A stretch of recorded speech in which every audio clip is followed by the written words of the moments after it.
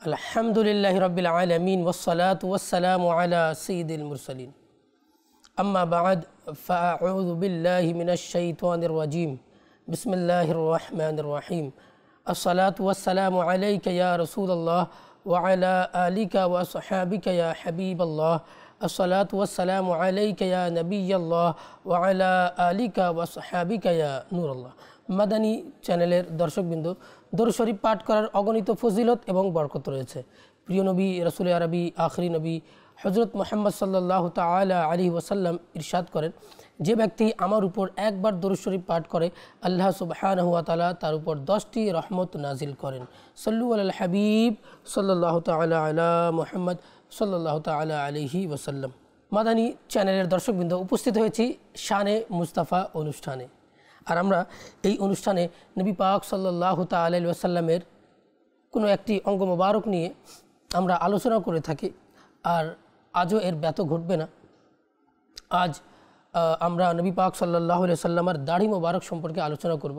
আর আপনারা জানেন, আমরা আমাদের অনুষ্ঠানে আলা হযরত রাহমাতুল্লাহি তাআলা আলাইহির হাদায়াকে বখশিশ থেকে পংক্তিকে আমরা শামিল করে থাকি। আর আজও আমরা শামিল করব। আমাদের সাথে স্টুডিওতে হাফিজ শোয়েব রাজা উপস্থিত আছেন। তো তার সুমধুর কণ্ঠে আমরা আলা হযরত রাহমাতুল্লাহি তাআলা আলাইহির কয়েকটা পংক্তি শুনব। তারপর আমরা পর্যায়ক্রমে আমাদের আলোচনার দিকে এগুব। আলা হযরত রাহমাতুল্লাহি তাআলা আলাইহি বলছেন, রিশে খুশ মুতাদাল মারহামে রিশে দিল হালায়ে মাহে নুদরত पे लाखों सलाम खत की गिरदे दहन वो दिल आरा फबन सब्ज़े नहरे रहमत पे लाखों सलाम सब्ज़े नहरे रहमत पे लाखों सलाम। रिशे खुश मुतदल मरहमे रिशे दिल रिशे खुश मुतदल मरहमे रिशे दिल हालाए माहे नुदरत पे लाखों सलाम हालाए माहे नुदरत पे लाखों सलाम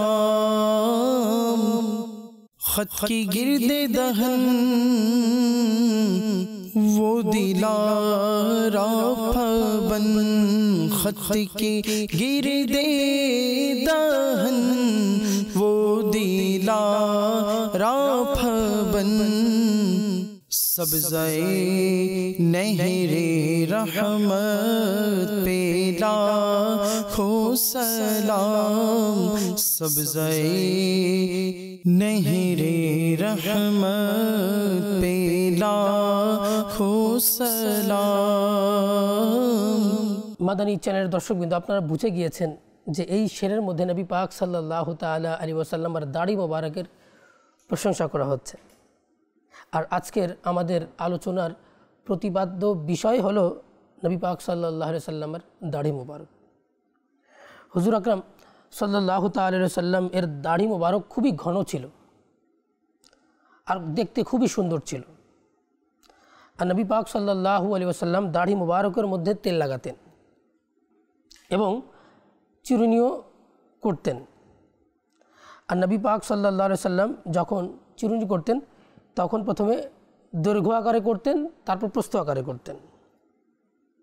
আর নবী পাক সাল্লাল্লাহু আলাইহি ওয়াসাল্লাম কী করতেন? মোচকে কর্তন করতেন, ছোট রাখতেন। দাড়ি বড় রাখতেন আর মোচ ছোট রাখতেন। নবী পাক সাল্লাল্লাহু আলাইহি ওয়াসাল্লাম কখনো কলব ব্যবহার করেননি। নবী পাক সাল্লাল্লাহু আলাইহি ওয়াসাল্লামের দাড়ি মোবারকের মধ্যে 20-এর চেয়েও অধিক কোনো চুল সাদা ছিল না। হযরত ইবনে সিরিন তাবেঈ রাদিয়াল্লাহু তাআলা আনহু হযরত আনাস বিন মালিক রাদিয়াল্লাহু তাআলা আনহুকে জিজ্ঞাসা করলেন, হাল কানা রাসূলুল্লাহি সাল্লাল্লাহু আলাইহি ওয়াসাল্লাম খদাবা, নবী পাক সাল্লাল্লাহু আলাইহি ওয়াসাল্লাম কি কখনো কলব ব্যবহার করেছেন? ফাকালা, তখন তিনি বললেন, লাম ইয়াবলুগিল খিদাবা কানা ফি লিহইয়াতিহি শাআরাতুন বিয়াদ। তিনি বললেন, নবী পাক সাল্লাল্লাহু আলাইহি ওয়াসাল্লামের কলব ব্যবহার করার কোনো প্রয়োজনই আসে নাই। নবী পাক সাল্লাল্লাহু আলাইহি ওয়াসাল্লামকে কখনো কলব ব্যবহার করতেই হয়নি, কেননা নবী পাক সাল্লাল্লাহু আলাইহি ওয়াসাল্লামের দাড়ি মোবারক মাত্র 10টি 10টি দাড়ি মোবারক সাদা ছিল। এজন্য তো আল হযরত রাহমাতুল্লাহি তাআলা আলাইহি নবী পাক সাল্লাল্লাহু আলাইহি সাল্লামের চেহারা মোবারকের প্রশংসা করেছেন। আর আল্লাহ সুবহানাহু ওয়া তাআলা কুরআনে কারীমের মধ্যে বলেছেন ওয়াদ-দুহা ওয়াল-লাইলি ইযা সাজা মা ওয়াদ্দাআকা রাব্বুকা ওয়া মা ক্বালা। আল্লাহ সুবহানাহু ওয়া তাআলা নবী পাক সাল্লাল্লাহু আলাইহি সাল্লামের চেহারা মোবারকের প্রশংসা করেছেন, চুল মোবারকের প্রশংসা করেছেন। আর আল হযরত রাহমাতুল্লাহি তাআলা আলাইহি কতই না সুন্দর বলেছেন, হে কালামে ইলাহি মে শামসুদ-দুহা তেরে চেহরে নূর ও ফিজা কি কসম, कसमे शब तार में राज़िय था कि हबीब की जुल्फ़े दुता की कसम। है कलामे इलाही में शम्सुद्दुहा तेरा चेहरा नूर फज़ा की कसम, कसमे शब तार में राज़िए था के हबीब के जुल्फ़े दोता की कसम। अल्लाहु अकबर। हज़रत अनस बिन मालिक रदियल्लाहु ताला अन्हु इरशाद करें, लैसा फी रासिही व लिहयतिही 20 शारतन बैदा। नबी पाक सल्लल्लाहु अलैहि वसल्लमेर माथा मुबारक এবং দাড়ি মোবারকের মধ্যে 20-এর চেয়ে অধিক চুল সাদা ছিল না। সুতরাং হাদিস দ্বারা প্রমাণিত হয় এবং বিভিন্ন বর্ণনাগুলোকে একত্রিত করলে বোঝা যায় নবী পাক সাল্লাল্লাহু আলাইহি সাল্লামের মাথা মোবারক এবং দাড়ি মোবারকের মধ্যে মোট 17 থেকে 18টি চুল মোবারক সাদা ছিল। হযরত আনাস রাদিয়াল্লাহু তাআলা আনহু ইরশাদ করেন যে এক লোক হুজুর সাল্লাল্লাহু আলাইহি সাল্লামের চুল মোবারককে আঁচড়ে দিল। তখন নবী পাক সাল্লাল্লাহু আলাইহি সাল্লাম ওই ব্যক্তির জন্য দোয়া করলেন, আল্লাহুম্মা জাম্মিলহু ফাসওয়াদ্দাত লিহয়াতুহু বা'দা মা কানাত বাইদা। হে আল্লাহ, তুমি একে সৌন্দর্যতা দান করো। বর্ণনাকারী বলছেন যে ওই লোকটির দাড়ির চুলগুলো সাদা হয়ে গিয়েছিল, কিন্তু নবী পাক সাল্লাল্লাহু আলাইহি সাল্লামের বরকতে তার দাড়ির চুলগুলো কালো হয়ে গেল। হযরত কাতাদা রাদিয়াল্লাহু তাআলা আনহু ইরশাদ করেন যে এক লোক হুজুর সাল্লাল্লাহু আলাইহি সাল্লামের জন্য উটনির দুধ দহন করলো। তিনি কি করলেন? তার জন্য দোয়া করে দিলেন। হুজুর সাল্লাল্লাহু আলাইহি সাল্লাম বললেন যে আল্লাহুম্মা জাম্মিলহু ফাসফাদ্দা শা'রুহু। হে আল্লাহ, তাকে সৌন্দর্যতা দান করো। রাবি বলছেন যে তার দাড়ি এমন ঘন এবং কালো হয়ে গেল, আর সে 90 বছর বয়সী ছিল। 90 বছর বয়স পর্যন্ত জীবিত ছিল, কিন্তু তার দাড়ির চুলগুলো সাদা হয়নি। আসলে কিন্তু যাদের দাড়ি সাদা হয়ে যায়, সাদা হওয়ার পরে কালো হওয়াটা সম্ভব না। যদিও বা কোনো ওষুধের মাধ্যমে হয়তো বা কালো হতে পারে, কিন্তু এমন বৃদ্ধ ব্যক্তি আজ পর্যন্ত দেখা যায়নি যে যার দাড়ি সাদা হয়ে গেছে পরবর্তীতে আবার কালো হয়ে গেছে। কিন্তু নবী পাক সাল্লাল্লাহু আলাইহি ওয়াসাল্লামার দোয়ার বরকতে ওই দুজন লোকের দাড়ি, যার দাড়ি সাদা ছিল, তাদের দাড়ি কালো হয়ে গেল। এমনকি এমন ব্যক্তি যার বয়স 90 বছর, আর 90 বছর হয়ে গিয়েছিল কিন্তু তার দাড়ি সাদা হয়নি। এটা ছিল নবী পাক সাল্লাল্লাহু আলাইহি সাল্লামের দোয়ার বরকত। হযরত শাহ ওয়ালিউল্লাহ মুহাদ্দিসে দেহলভী রাহমাতুল্লাহি তাআলা আলাইহি নিজের পিতা হযরত শাহ আব্দুল আজিজ সাহেব রহমতুল্লাহি তাআলা আলাইহির অবস্থা লিখছেন। তিনি বলছেন যে একবার আমার খুব জ্বর ছিল, আর জ্বর এমন বেড়ে যাচ্ছিল যে আমার বাঁচার আশা রইল না। আর ওই সময় আমার তন্দ্রা আসছিল। তখন হযরত উপস্থিত হলেন, আর উপস্থিত হওয়ার পরে বললেন যে তোমার পাটা যেদিকে আছে সেদিক থেকে নবী পাক সাল্লাল্লাহু আলাইহি ওয়াসাল্লাম আসবেন, সুতরাং তোমার বিছানাটাকে অন্যদিকে ঘুরিয়ে নাও। তাই করা হলো। নবী পাক সাল্লাল্লাহু আলাইহি ওয়াসাল্লাম আসলেন, আর সে সময় আমার তন্দ্রা আসছিল। নবী পাক সাল্লাল্লাহু আলাইহি ওয়াসাল্লাম কী করলেন? আমার মাথাকে নিজের বুকের সাথে লাগিয়ে নিলেন, এবং নবী পাক সাল্লাল্লাহু আলাইহি ওয়াসাল্লামের দাড়ি মোবারক আমার মাথার সাথে লেগে যাচ্ছিল। আমি মনে মনে চিন্তা করলাম যে নবী পাক সাল্লাল্লাহু আলাইহি ওয়াসাল্লাম যদি আমাকে তার দাড়ি থেকে যদি 2টা দাড়ি দিতেন তাহলে কতই না ভালো হতো। নবী পাক সাল্লাল্লাহু আলাইহি ওয়াসাল্লাম কী করলেন? মনের কথাও জেনে ফেললেন, আর তিনি নিজের হাত দাড়ি মোবারকের মধ্যে দিলেন, সাথে সাথে 2টা চুল চলে আসলো আর আমাকে দিয়ে দিলেন। যখন আমি নিদ্রা থেকে জাগ্রত হলাম তখন আমি খুঁজছিলাম যে দাড়ি কোথায়, কিন্তু আমি খুঁজে পেলাম না। আমি কি করলাম, মনে মনে আবার একটু মুরাকাবা করলাম, নবী পাক সাল্লাল্লাহু আলাইহি ওয়াসাল্লামের দিকে ধ্যান করলাম যে ইয়া রাসূলুল্লাহ, ইয়া হাবিবাল্লাহ, আপনি তো আমাকে স্বপ্নে দুটো দাড়ি দিয়েছিলেন, দাড়ির চুল দিয়েছিলেন, সেই চুল মোবারক তো এখানে খুঁজে পাচ্ছি না। নবী পাক সাল্লাল্লাহু আলাইহি সাল্লাম জিসমে মিসালির মাধ্যমে তার কাছে উপস্থিত হলেন আর বললেন যে আমি যে দাড়ি তোমাকে দিয়েছিলাম স্বপ্নের মধ্যে, সেটা তোমার বালিশের নিচে রেখে দিয়েছি, তুমি একটু দেখে নাও। তো তিনি কি করলেন, ওই যখন বালিশ সরালেন দেখলেন কি যে সেখানে দুটি চুল মোবারক আছে আর একসাথে আছে। আমি কি করলাম, যত্ন সহকারে নবী পাক সাল্লাল্লাহু আলাইহি সাল্লামের ওই দাড়ির চুল মোবারককে রেখে দিলাম। আর আমি এটা মানুষকে জিয়ারতও করাতাম। তো কিছু 3 জন লোক ছিল যাদের মাঝে একটু তর্ক বিতর্ক হলো।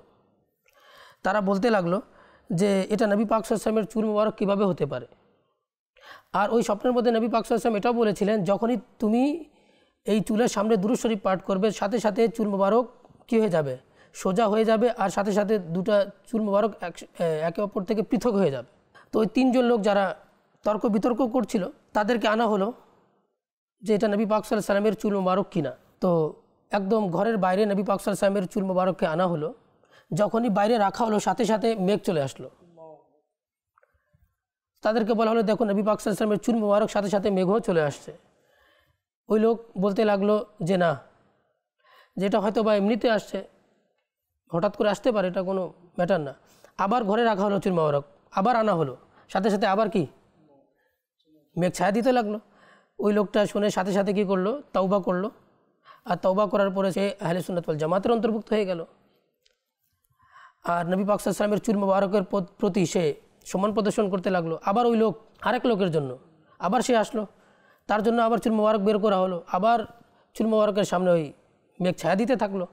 এভাবে এরপর আবার 3য় জনকে আনা হলো, তার সাথে এরকম হলো যে নবী পাক সাল্লাল্লাহু আলাইহি ওয়াসাল্লামের চুল মোবারকের উপরে মেঘ এসে ছায়া দিতে লাগলো, মেঘ ছায়া দিতে লাগলো। পরপর 3 জন লোকই তওবা করে নিল এবং নবী পাক সাল্লাল্লাহু আলাইহি ওয়াসাল্লামের চুল মোবারকের প্রতি তারা কি করতে লাগলো, সম্মান প্রদর্শন করতে লাগলো। তো তিনি বলছেন যে একবার আবার আমার বাসায় অনেক লোক আসছিল নবী পাক সাল্লাল্লাহু আলাইহি ওয়াসাল্লামের চুল মোবারক জিয়ারত করার জন্য। আমি চাবি দিয়ে যে তালা মেরে রেখেছিলাম, চাবি দিয়ে খোলার চেষ্টা করছি কিন্তু খুলছে না। আমি একটু ভয় পেলাম, ব্যাপারটা কি, কেন তালাটা খুলছে না। আবার আমি একটু ধ্যান করলাম, মুরাকাবা করলাম।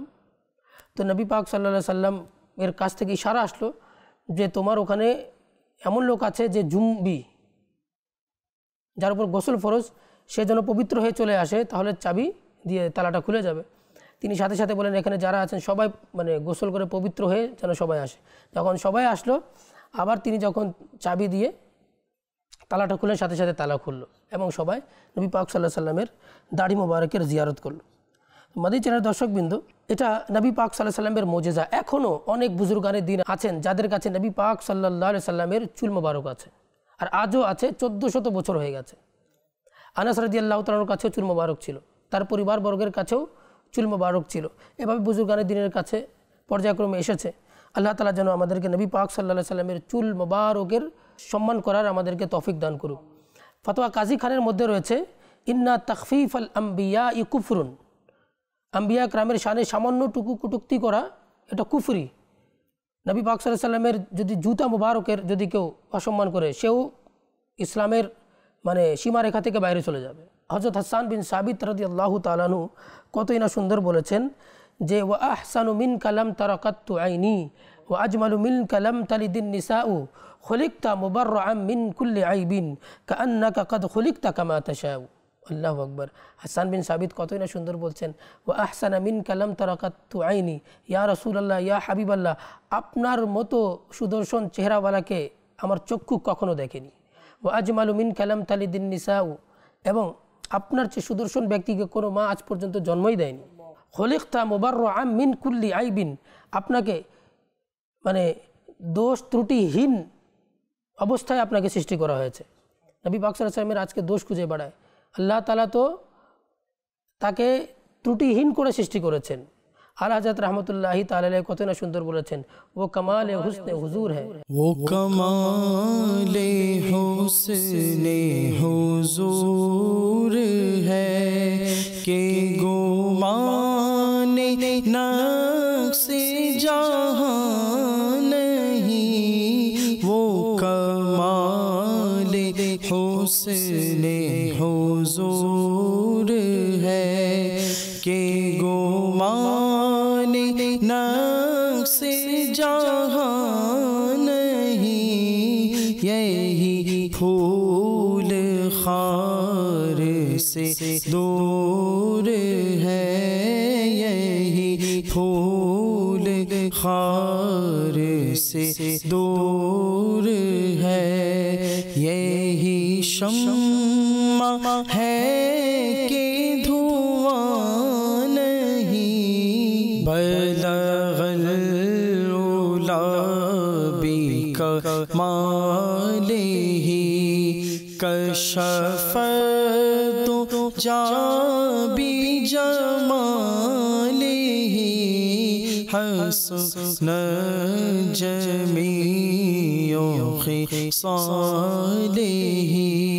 सल्लु अलैहि व आलिहि सल्लु अलैहि व आलिहि। আল্লাহু আকবার। তারপর হাসান বিন সাবিত রাদিয়াল্লাহু তাআলা আনহু বললেন যে কাআন্নাকা কাদ খুলিকতা কামা তাশাউ, যেন আপনি যেভাবে চাইতেন সেভাবে আপনার পালন করতে আপনাকে সৃষ্টি করে দিয়েছেন।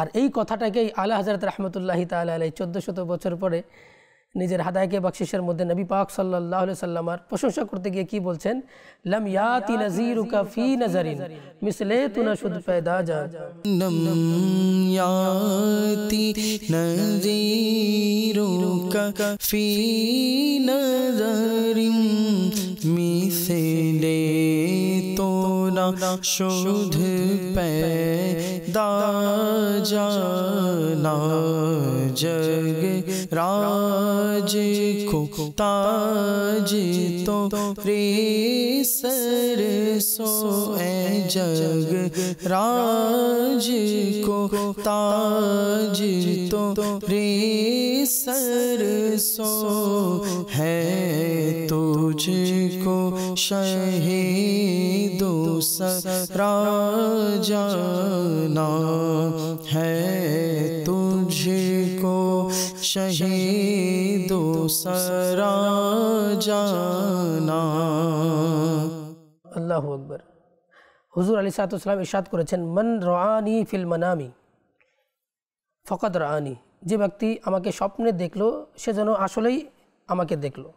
ফাইন্না শাইতানা লা ইয়াতামাসসালু ফি সূরাতি, নিশ্চয় শয়তান আমার রূপ ধারণ করতে পারে না। আসলে যে নবী পাক সাল্লাল্লাহু আলাইহি সাল্লামকে স্বপ্নে দেখেছে সে নবী পাক সাল্লাল্লাহু আলাইহি সাল্লামকেই দেখেছে। মাদানী চ্যানেলের দর্শকবৃন্দ, দাড়ি রাখা হুজুর সৈয়দে আলম সাল্লাল্লাহু তাআলা আলাইহি ওয়াসাল্লাম এবং সমস্ত আম্বিয়া এবং রসুল গণের সুন্নাতে কাদিমা মুতাওয়াতিরা। হুজুর সাল্লাল্লাহু আলাইহি সাল্লামের পরে খুলাফা রাশিদিন, সমস্ত সাহাবায়ে কেরাম, আইমায়ে এজাম, উলামায়ে কেরাম, অলিয়ায়ে কেরাম এর উপর আমল করে আসছেন। উম্মতে মুহাম্মাদিয়া সাল্লাল্লাহু আলাইহি সাল্লামের জন্য দাড়ি রাখা সুন্নাতে মুআক্কাদা এবং দাড়ি মুন্ডন করা বা এক মুষ্টির চেয়ে কমানো এটা হারাম এবং গুনাহের কাজ। কাজেই মাদানী চ্যানেলের দর্শকবৃন্দ, আমাদেরকে আল্লাহ তাআলা যেন এই সুন্নাতের উপর আমল করার তৌফিক দান করুক। আল্লাহ সুবহানাহু ওয়া তাআলা কোরআন কারীমের মধ্যে ইরশাদ করেছেন, মান ইউতির রাসূলা ফাকাদ আতা আল্লাহ, যে ব্যক্তি রাসূলের আনুগত্য করলো সে যেন আল্লাহর আনুগত্য করলো। আর যারা নবী পাক সাল্লাল্লাহু আলাইহি সাল্লামের ফয়সালাকে যারা মানে না তারা ঈমানদার হতে পারে না।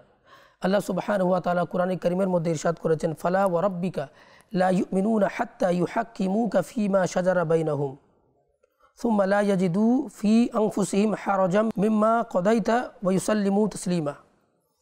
ফালা ওয়া রাব্বিকা, আল্লাহ তাআলা তার হাবিবকে কতই না ভালোবাসেন। আল্লাহ বলছেন, ফালা ওয়া রাব্বিকা, হে হাবিব আপনার রবের কসম, লা ইউমিনুনা হাত্তা ইউহাক্কিমুকা ফীমা শাজারা বাইনাহুম, তারা ততক্ষণ পর্যন্ত ঈমানদার হতে পারবে না যতক্ষণ না তারা নিজেদের পারস্পরিক ঝগড়ার মধ্যে আপনাকে হাকিম হিসেবে মান্য করবে না, আপনাকে বিচারক হিসেবে মান্য করবে না। সুম্মা লা ইয়াজিদু ফি আনফুসিহিম হারাজাম মিম্মা কদাইতা, অতঃপর আপনি যেটা ফয়সালা করবেন তারা যেন তাদের অন্তরে কোনো সংকীর্ণতা বোধ অনুভব না করে। ওয়া ইউসাল্লিমু তাসলিমা, এবং মন দিয়ে যেন তারা মেনে নেয়। তাহলে ইমানদার হতে পারবে, আর যদি মেনে না নেয় তাহলে তারা ইমানদার হতে পারে না। মাদিনী চ্যানেলের দর্শকবৃন্দ, দাড়ি কতটুকু রাখা উচিত এটা আমাদের বোঝা উচিত, জানতে হবে। নবী পাক সাল্লাল্লাহু আলাইহি সাল্লাম বলেছেন, খালিফুল মুশরিকিন, তোমরা মুশরিকদের বিরোধিতা করো। ওয়াফিরুল লিহা, এবং তোমরা কি করো, দাড়িকে তোমরা বাড়াও। ওয়াহফুস শাওয়ারিব, এবং মোচকে তোমরা ছোট করো। উলামা ইকরাম এখানে বলেছেন যে আব্দুল্লাহ ইবনে উমর রাদিয়াল্লাহু তাআলা আনহু কী করতেন, যে এক মুষ্টি দাড়ি ধরে তারপর তার নিচ থেকে কেটে ফেলতেন।